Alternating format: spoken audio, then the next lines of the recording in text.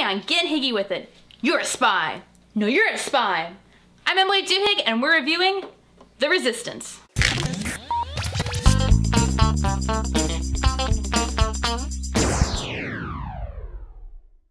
In The Resistance, you and your fellow players are a group of resistance fighters. But some of your fellow players are actually spies trying to thwart your plans. Who the spies are and why that person across the table from you didn't approve your mission is what you're trying to figure out. To begin, each player is dealt a role card to be looked at privately. Depending on the number of players, 2 to 4 of the cards are spies and the rest are resistance fighters.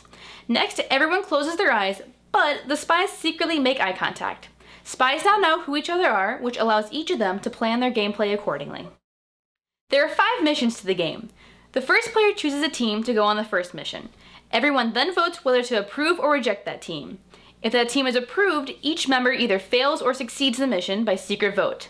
If you're a part of the resistance, you must vote succeed. However, if you're a spy, you can either fail or succeed a mission. How a spy votes depends on their strategy in keeping the resistance players from knowing who they are.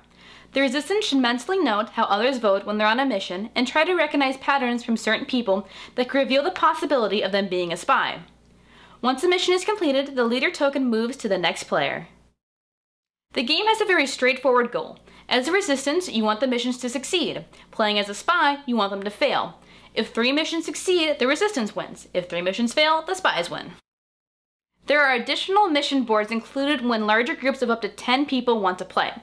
These boards can increase the number of spies, increase the number of people chosen to go on a mission, and increase the number of times a single mission must succeed or fail before a winning side is determined. It also comes with the expansion, The Plot Thickens, which adds plot cards. We started playing The Resistance without them, and the game never felt like there was anything missing.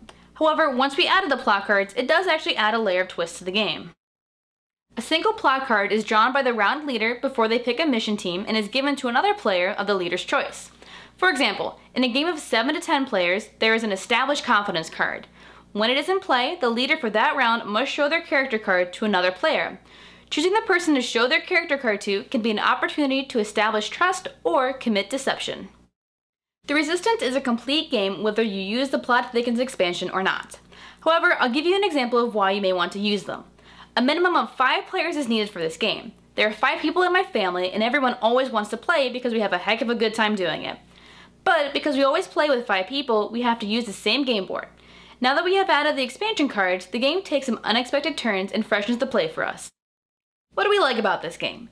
The interaction between players is outstanding. If you've ever attempted game nights and things just aren't clicking for some reason, this is the game to pull off the shelf. The Resistance is a game that gets more fun the more you accuse your fellow players of being spies, even though you might be a spy yourself. Don't hold back, cause confusion. Even the quietest people can get caught up in the role-playing. We've had some stunned faces during the last mission because one of the spies was so good at deceiving the other players. What don't we like about this game? Personally, we don't care too much for the 2-person missions because they almost always succeed. If they don't succeed, it's really easy to narrow down who at least one of the spies is, unless you're a really good actor. Another thing is that a minimum of 5 people are needed to play. Sometimes it's a letdown because we don't always have 5 people hanging around when the urge to play strikes. The Resistance registers normal on our board flip meter.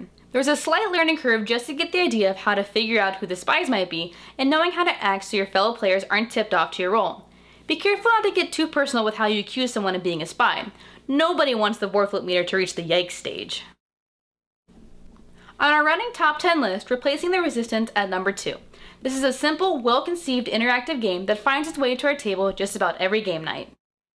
As usual, like, subscribe, favorite, the whole shebang. Thanks for watching, I'm Emily Duhigg, and until next time, get higgy with The Resistance. Today on Gettin Higgy with it, you're the spy. No, you're the spy. I'm Emily Duhigg, and we're reviewing I don't have the box. I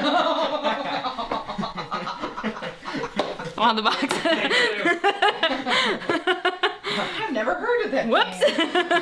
We're reviewing I don't have the box.